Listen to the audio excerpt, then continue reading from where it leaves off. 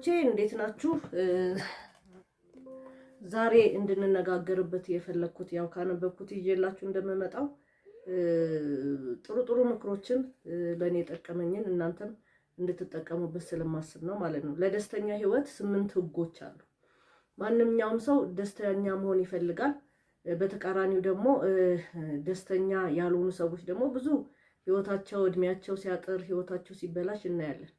ስለዚህ እንግዲህ ደስተኛ ሆነው ስናይ ምናልባት ዝም ብሎ ለነሱ የተሰጠ ጸጋ ብቻ መስሎ እንዲታየን አያስፈልግም ማለት ነው። ስለዚህ ማሟላት ያለብንን ነገር ማሟላት መቻል አለብን። ምናልባት ከኛ የተነሳ ሊሆን ይችላል ደስታችንን ያጣነው። ስለዚህ ደስታችንን በጣም መጠበቅ መቻል አለብን። ያው መጽሐፍ ቅዱስ እንደሚለው ሁልጊዜ በጌታ ደስ ይበላችሁ ነው የሚለው። ከዛ በተጨማሪ ግን ደስታችንን እንድናጣ የሚያደርጉን ነገር በማስወገድ ደስተኛ እንድንሆን ይጠቅመናል ማለት ነው። ስለዚህ 8 የደስተኛ ለመሆን 8 ህጎችን በላያችን ላይ አፕላይ ማድረግ ወይም ደግሞ መተግበር መቻል አለብን ማለት ነው። አንደኛ ስለ ሁሉ ሰው ጥሩ ነገር ከሚናገሩ ሰዎች ተጠበቁ። ሁሉም ሰው ጥሩ ነው ብሎ የሚያወሩ ሰዎች፣ ሁሉ ሰው ደግሞ ጥሩ ሰውም አይደለም። ስለዚህ አበበም ጥሩ ነው፣ ከበደም ጥሩ ነው፣ በቀለም ጥሩ ነው፣ እንትናም ጥሩ ነው ከሚሉ ሰዎች ራሳችንን መጠበቅ መቻል። ራሽናል አይደሉም ማለት ነው። በተዘዋዋሪ ራሽናል አይደሉም። በቀን ውስጥ ምንን ስራ እንደሚሰሩ ማቀድ መቻል አለበት። ለምሳሌ ጠዋት ላይ ምንድነው የሚያስቡት? እኩለ ቀን ላይ ምንድን ልሰራ ነው? ማታ ምንድነው ማድረግ ያለብኝ? በስንት ሰዓት ማረፍ አለብኝ የሚለው ማቀድ አለበት። አለበለዚያ የተዘበራረቀ የህይወት ልምድ ይኖሩትና ይቸገራሉ ማለት ነው። ሶስተኛው ያው መጽሐፍ ማንበብ፣ የአትክልት ቦታ ካለ መኮትኮት፣ ማረም፣ የተለያየ ነገር ማድረግ ያው ደስታን ያመጣል ማለት ነው። አራተኛ ነፃ ጊዜ ሲኖሩት ደግሞ ማንበብ ያስፈልጋል። ኤኒ ነገር ወደ አይምሯችን ውስጥ ዕውቀት የሚጨምር ስለሆነ ማንበብ ያስፈልጋል። ግን ስናነብ ምን አይነት መጽሐፍ ነው የምናነበው የሚለውንም መጠንቀቅ መቻልም አለብን። ሁልጊዜ ደግሞ መጽሐፍ መያዝም ጥሩ ነው ማለት ጊዜ ስናገኝ ገለጥ አድርገን እናነባለን። ዛሬ ደግሞ ሞባይል አለ።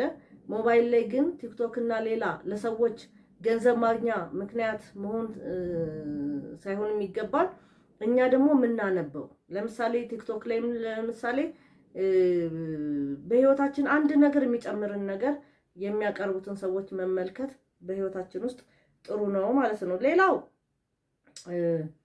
ብዙ ሰዎች ስለ ችግሩ አይጨነቁም። ለምሳሌ እኔ ስለተቸገርኩበት ነገር ማንም ሰው ሊጨነቅ አይችልም። አንዳንዶቹ ደግሞ እርሶ ስላሉት እንኳን ደስተኛ ሊሆኑ ይችላሉ። ምንድነው ስለኔ ችግር ለምን ሌላ ሰው አይጨነቅልኝም ብለን ደስታችን ማጣት የለብንም። አንዳንድ ሰዎች ደግሞ ምንም ባንፈጥርላቸው እንኳን እኛ ስላለን ደስ የሚላቸው ሰዎች ስላሉና በሱ ደግሞ ልንደሰት ይገባል ማለት ነው። ሁለት ተቃራኒ ነው እንግዲህ አሁን የተባባል ነው ማለት። አንዱ ግድ አይሰጠውም ስለ እርሶ ቢኖሩ ባይኖሩ፣ ቢቸገሩ ባይቸገሩ፣ ቢያገኙ ባያጡ ምንም፣ ምናልባት የቅርብ ጓደኞቻቸውም ሊሆን ይችላል። አንዳንዱ ደግሞ እርሶ ስላሉ ደስተኛ የሚሆኑ ሰዎች አሉ። በዛ ደግሞ ደስ ሊለን ይገባል። ከመናገራችን በፊት ማሰብ፣ ይሄ በጣም ቲንክ ቢፎር ስፒክ የሚባለው በጣም ያስፈልጋል። አንዳንዴ ለኛ ሲምፕል የሆነውን ነገር ለሌላ ሰው ሊያስቀይመው ይችላል። ሁለት ደግሞ ገበናችንንም ጥሩ ናቸው ብለን ያው የሰው ማንነት ስለማናውቅ ገበናችንንም ደግሞ ለምንነግራቸው ሰዎች መጠንቀቅ መቻል አለብን። ምን እንደሚያደርጉ ስለማናውቅ ነገ በሱ ብዙ ነገር ሊያደርጉን ስለሚችሉ ማለት ነው። ደስተኛ ካልሆኑ ምናልባት በተሳሳተ ቦታ ላይ ሊሆኑ ስለሚችሉ ሁኔታውን ይቀይሩ፣ እድሎችን ይውሰዱ። ግን ጥንቃቄ ያሻል። እንግዲህ ያሉበት ቦታ ደግሞ ጥሩ ቦታ ካልሆኑ ጥንቃቄ ማድረግ፣ ቦታውን መቀየር የሚቻል ከሆነ ማለት ነው። የማይቻል ከሆነ ምንም ማድረግ አይቻልም።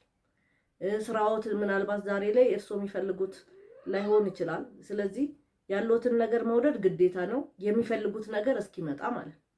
ምናልባት ተገቢ ቦታ አልተቀመጡ ይሆናል። ተገቢ ቦታ እስኪቀመጡ ድረስ መቀየር ከቻለ መቀየር ካልተቻለ ደግሞ ጊዜን መጠበቅ፣ ከመጨነቅ ደስታን ከማጣት ማለት ነው። ቤተሰቦቼ ዛሬው ይሄ 8 ደስተኛ ለመሆን የሚያገለግሉንን ወይም ደግሞ ደስተኛ እንዳንሆን ያደረጉንን ነገር ከአጠገባችን ማራቅ ስላለብን እነዚህ ነገር ተጠቀሙባቸው። ላይክ፣ ሼር፣ ሰብስክራይብ እንድታደርጉ ትጋብዛችኋለሁ። ሰላም ክረሙ።